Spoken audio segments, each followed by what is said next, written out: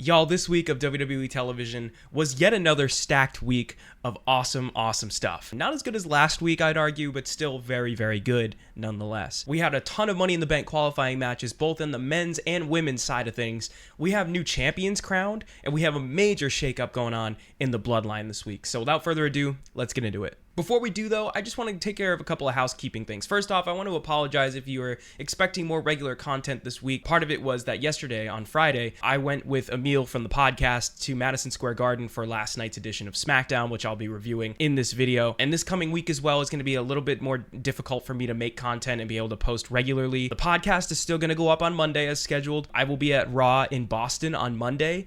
And I'm actually flying to Toronto with Yusuf to see Money in the Bank, Smackdown, and NXT Heatwave this coming weekend. So this weekend's going to be a lot of live wrestling, so I'm going to do my best to keep my, I was there bias out of things, but we'll get there. I want to apologize also if my voice sounds a little bit shot today. Obviously, last night was a pretty crazy show. We were right behind the stage, too, so we were yelling real loud trying to see if we could get anybody to turn around and acknowledge us. But I was wearing this shirt, so go back and watch the show and see if you can catch me and Emil behind the stage. One other quick thing as well, I did want to make a quick announcement that we actually got TikTok Live access. So now we're able to go live on TikTok, and I want to celebrate that by going live on TikTok, and maybe I can try and figure out how to stream multi-stream on like TikTok and Twitch and maybe YouTube as well. Probably YouTube and TikTok mostly, but if I can get streaming on both those platforms, I would love to maybe organize a post-show stream with Yusuf while I'm in Canada. Maybe I can do another stream this week, maybe play some WWE 2K for you guys. I think it'd be a lot of fun. I'll keep you posted on that, but without further ado, let's get into the review.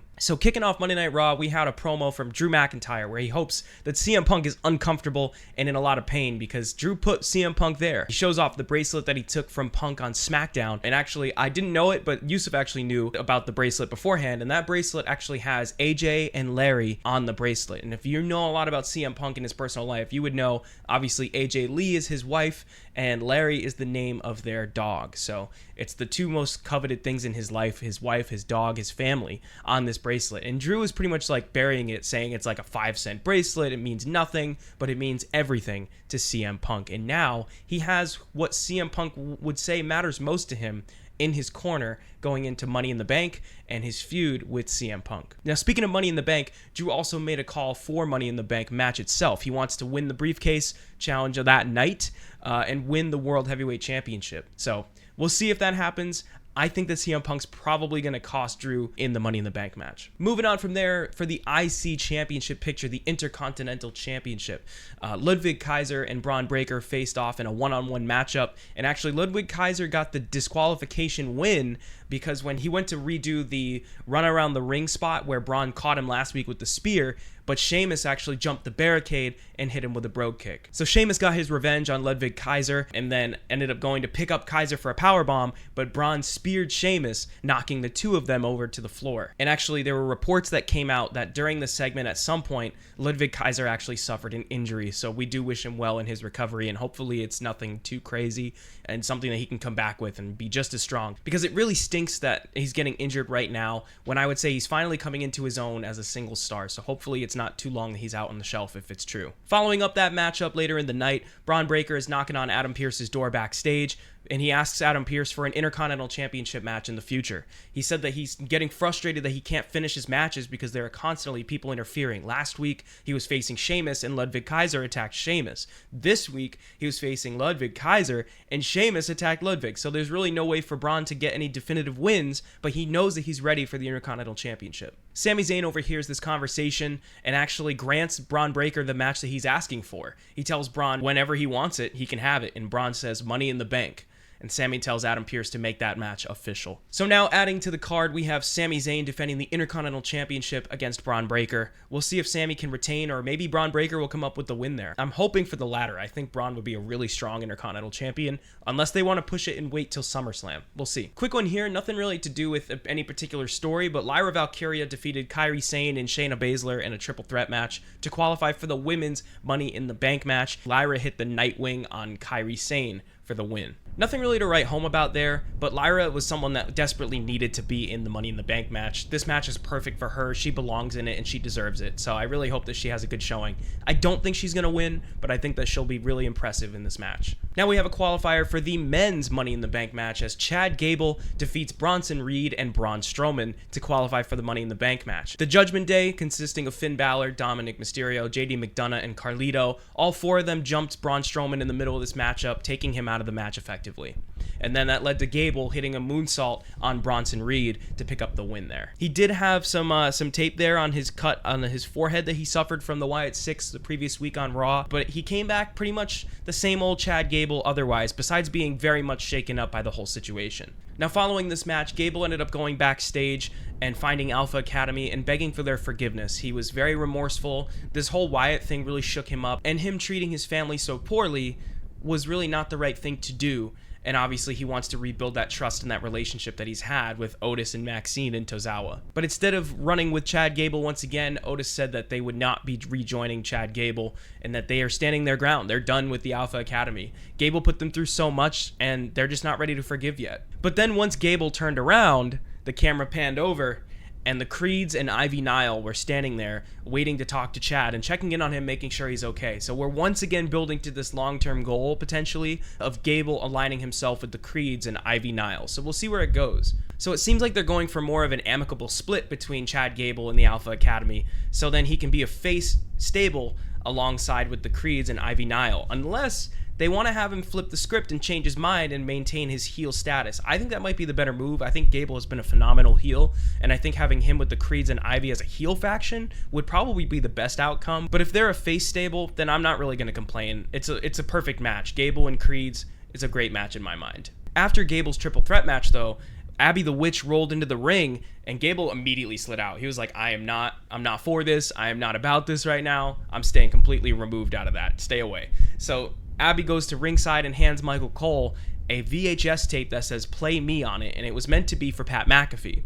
Now, later on in the night, Cole then said that they got their hands on an old VHS tape that they had in the production truck in the back, so they were able to now play the contents of this VHS tape. And it was a really, really cool interview between Uncle Howdy and Taylor Rotunda, or Bo Dallas. Howdy's asking questions like, are you happy? How have you been since the loss of Bray Wyatt, obviously?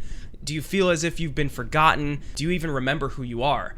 And Taylor says, I'm nobody. Howdy then asks how it felt when his brother died, and Taylor said, like, the most important thing in the world was taken away from me, and like nothing was ever going to matter again. Now, I think the most important question here is one that we've all been wondering, Howdy asking Rotunda, don't you think you're exploiting your brother's legacy? Now, Rotunda basically responds that all he ever wanted was to be like Bray. And if you watch the Bray Wyatt documentary, Becoming Immortal, then you know that that is how Taylor is. He really idolizes Bray, idolizes Wyndham, his older brother, and wants to be like him and wanted to work with him in the ring. That was the end goal. And so all Taylor really wanted was to work with Bray, was to be alongside Bray in the wrestling world. And they finally had it back when they had the Pitch Black match with LA Knight, when Uncle Howdy came into the fold, and it was supposed to be Bray Wyatt and Uncle Howdy together, wrestling together as a unit in WWE, as a character, as an act. But unfortunately, obviously, Bray got sick, and then he ended up eventually tragically passing away. Taylor continues saying, what is he supposed to do? Let all of this become a mausoleum? They wanted to forget about him and all of us. Now, I think all of us means all the different elements of Bray Wyatt's universe that he's created. You know, Sister Abigail, Mercy the Buzzard, Ramblin' Rabbit, Huskus the Pig, all these different characters that he's created over the years. And Rotunda says, we made them remember. We made them all remember. And Howdy ends it by saying, yes, we did, and laughing maniacally to end it. Now, this segment was super, super cool, and people are asking, like, how did both of them end up getting in the shot? You see all these movies in Hollywood where, like, Mike Myers or Eddie Murphy is playing, like, a multiple characters in this movie. He's basically, like, they're, like, a whole cast of characters. Movie magic allows them to be on the screen as multiple people and be in the same room, even though obviously that's not possible. So I think that's exactly what they did there. They had Taylor dressed up as Howdy, and then they had Taylor himself, and they kind of just used that cinematic movie magic to make it look as if they're both in the same room together.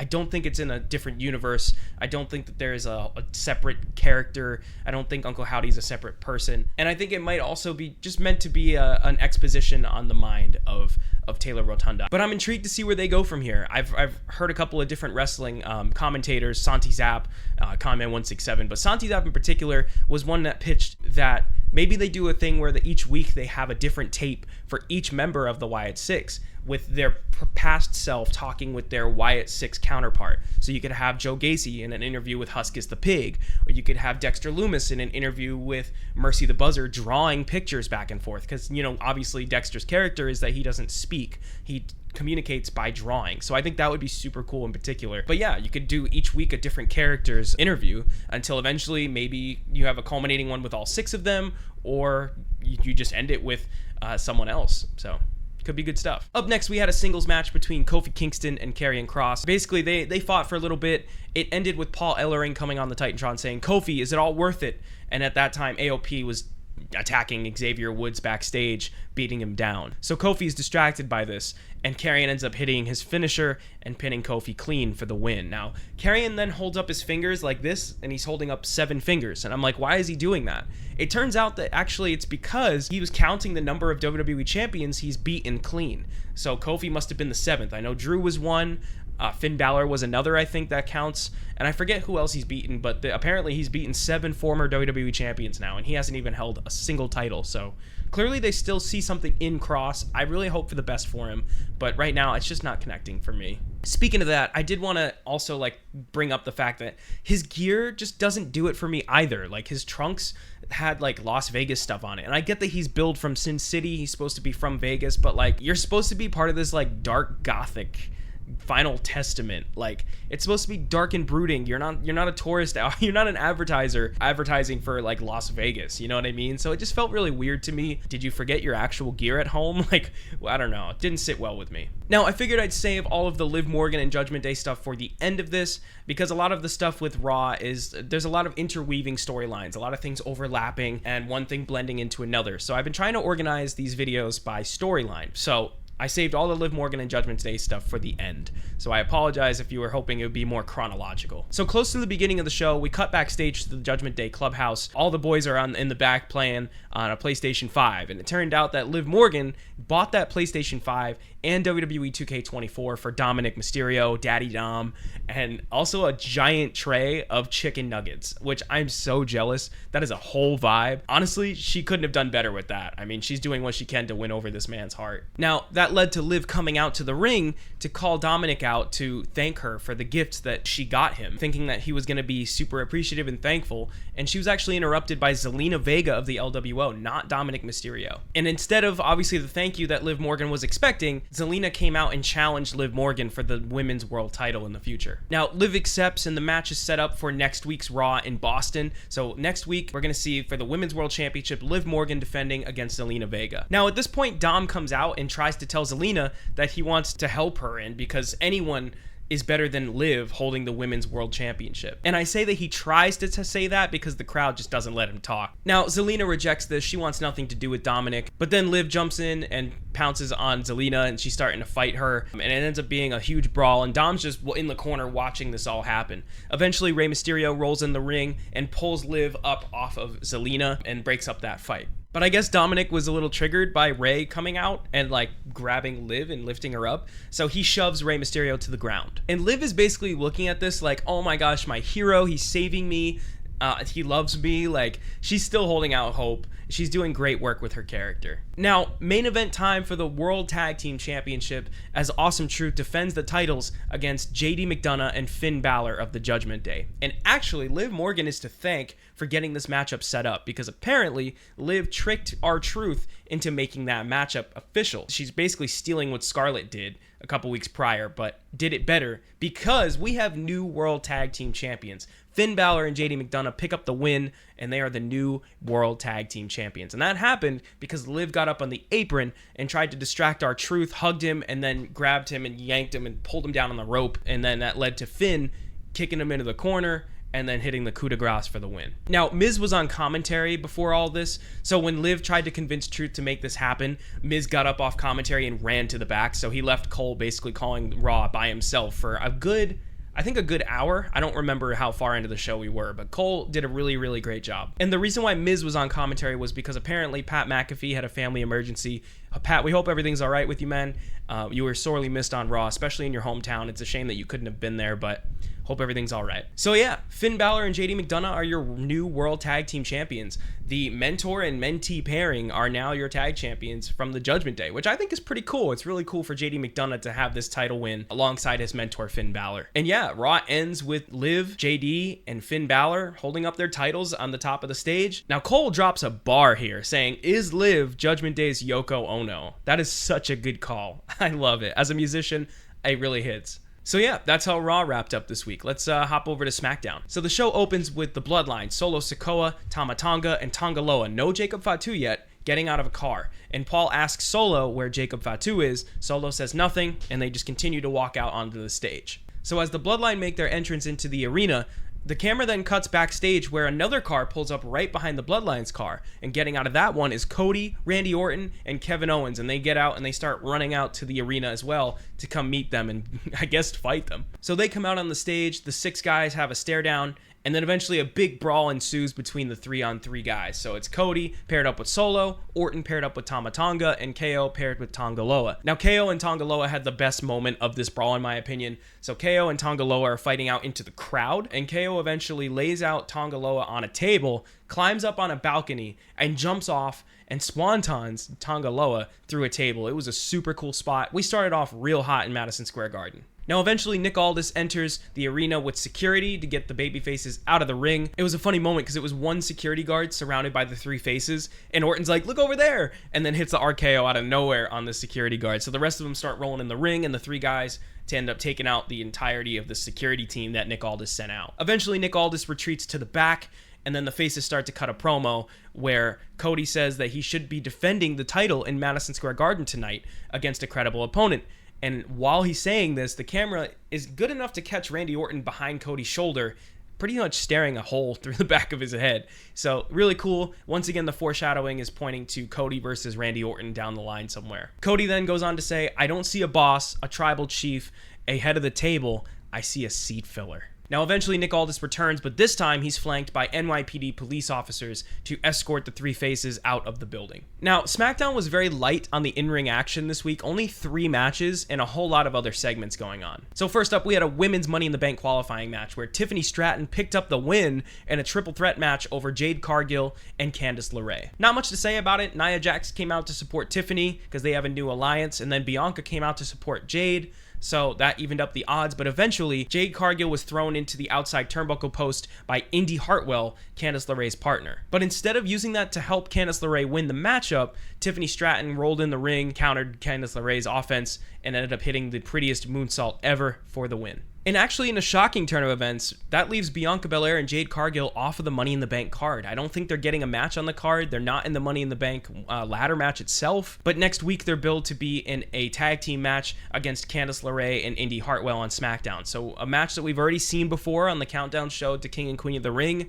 But they've been using SmackDown as filler matches for what can't make the Money in the Bank card. So that should be good. Moving over to the men's side of things, LA Knight defeated Logan Paul and Santos Escobar in a triple threat match to qualify for the men's Money in the Bank ladder match at Money in the Bank. Now during this, Logan Paul came out with Tyrese Halliburton, who is the Indiana Pacers point guard. Obviously on Raw this week, which was in Indianapolis, we saw that Logan Paul was on FaceTime with Tyrese, who was in the crowd behind the commentary desk. He held up his phone, and Logan Paul was on the other end. So pretty cool development to see that Logan Paul then brought Tyrese over to New York City. Now, obviously, that wasn't received well by the Knicks-favored New York City crowd, so they're booing the hell out of it. Constant chanting of "fuck the Pacers," so apologies to anyone who was watching the TV broadcast and couldn't hear anything during this match. But luckily, to even the odds, we had Jalen Brunson, who was the Knicks point guard, at ringside as well. So Tyrese is at ringside for Logan Paul during this triple threat match, and at one point he goes to grab the brass knuckles to hand off to Logan Paul, but Jalen Brunson comes in to stop him. Now at this point, Logan Paul's like, "I need the knuckles, give me the knuckles, give me the knuckles," and Santos Escobar comes in and stops him and puts him down before he can really grab them. Now, eventually, Logan Paul tries to roll up LA Knight, but LA Knight rolls through and grabs a handful of tights to pick up the victory, so LA Knight is moving on to the Money in the Bank ladder match. That then leads to Tyrese getting in the ring with the brass knuckles and cornering LA Knight alongside Logan Paul, so it's 2-on-1. until Jalen Brunson makes the save, grabbing a chair at ringside and rolling into the ring. Now at that point, it was just a standoff, nothing happened. The heels got out of the ring and left, and LA Knight and Jalen Brunson celebrated with the crowd to end the segment. Our third and final matchup of the evening, another women's Money in the Bank qualifier match, as Naomi defeated Blair Davenport and Indy Hartwell to qualify for the match. Jade Cargill then came out to get revenge on Indy Hartwell for earlier in the night. She basically did the same thing Indy did to her. She grabs Indy from behind, slams her into the turnbuckle post outside the ring, and that allows Naomi to hit her finisher on Indy Hartwell, pinning her for the victory. So that leaves us with 5 of the 6 slots filled for both the men's and the women's Money in the Bank ladder matches. So to recap after all the qualifiers this week, the men's match is looking like LA Knight versus Jey Uso versus Chad Gable versus Andrade versus Carmelo Hayes versus the winner of Drew McIntyre versus Sheamus versus Ilya Dragunov coming up on this week's Raw. Now, if I had to guess, I would say Drew McIntyre picks up the win in that triple threat, so that'll be Drew McIntyre picking up that 6th slot in my opinion. Now, on the women's side, we have Tiffany Stratton, Io Sky, Lyra Valkyria, Naomi, Chelsea Green, and the winner of Zoe Stark versus Dakota Kai versus Ivy Nile coming up on Raw. And honestly, that match makes it very difficult to predict who wins. It honestly could be a pick'em. I don't think any of these ladies have a chance of winning this case this year. All 3 of them could really shine in this spot. I think, because I just really like Dakota Kai a lot, I think Dakota Kai is going to win. I think it's either Dakota or Ivy. Maybe Ivy's going to win to kind of bolster up her and the Creed stock going into this alliance with Chad Gable. Who knows? Now, to close up the show, we have the Bloodline acknowledgement ceremony where Solo is acknowledged as the tribal chief by the rest of the Bloodline. Solo opens the segment by coming out and saying, "Madison Square Garden, acknowledge me," in the style of Roman Reigns. Now, Solo goes down the line of every member and makes each of them acknowledge him on the microphone. So he starts with Tama Tonga, he moves over to Tonga Loa, and he finishes it by calling Jacob Fatu his enforcer. Now, if you're familiar with Bloodline lore, you know that Solo Sikoa was Roman's enforcer during the Roman Reigns era of the Bloodline. So we're slowly fitting all the pieces together of who serves what function in this era of the Bloodline. You have Solo in Roman's slot, Tama Tonga in Jey Uso's spot, and you have Tonga Loa in Jimmy Uso's spot. And then you have Jacob Fatu in Solo's spot. Now, Solo goes down the line of all the guys there, and they have no problem saying, "I love you, I acknowledge you." So all 3 guys acknowledge Solo as the tribal chief. Now then Solo turns to Paul Heyman, and then he gives Paul Heyman the Ulafala, the red necklace, to then put on Solo Sikoa. And Paul says, "Solo, I love you, and I acknowledge that you are not my tribal chief," and the crowd went ballistic. Oh my God, that was a crazy moment to be a part of, an absolutely crazy moment in the history of the Bloodline, because then it led to Solo immediately hitting Paul with the Samoan spike. He then instructs Jacob to go up top and hit a diving headbutt on Paul Heyman, and then they take him out of the ring, and Solo has Tama Tonga, Tonga Loa, and Jacob Fatu pick up Paul Heyman and triple powerbomb him through the announce table. Now, as far as I know at this point in time, up to this point, Paul hasn't really taken any damage or any beatings from any superstars. He's been just mainly a manager. So this is the first time we've seen Paul Heyman take direct bumps, like actual moves from wrestlers, which was really, really cool and a little scary because it really did a good job in putting over this Bloodline as dastardly evil guys that also could kill you. Now at this point, Jacob Fatu then puts the Ulafala around Solo's neck. Solo's got his arms out, looking up to the sky, eyes closed. He's really drinking it in and feeling especially enlightened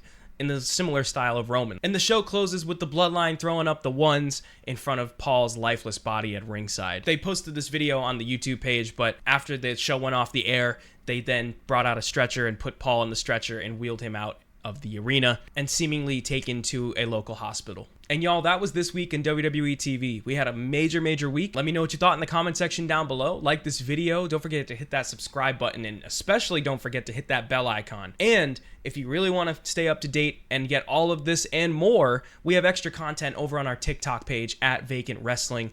And we're going to be going live very, very soon. Like I said, we just got live access. So I'd like to get maybe a Raw post show going or Raw reactions going for not this week, but the following week. But this week coming up, I want to do some 2K24 stuff, maybe some GM mode. You can help me out in booking how we move forward on the shows. And lastly, we do have a podcast. It's called Vacant Wrestling Podcast, and you can find that on YouTube in a video format, and you can find it on Apple Music, Spotify, and all other podcast hosts in audio format. Y'all, thanks so much for watching this. I apologize that it's a little later this week, but hope you had a great week this week, and we'll see you next week for yet another WWE TV review. See y'all.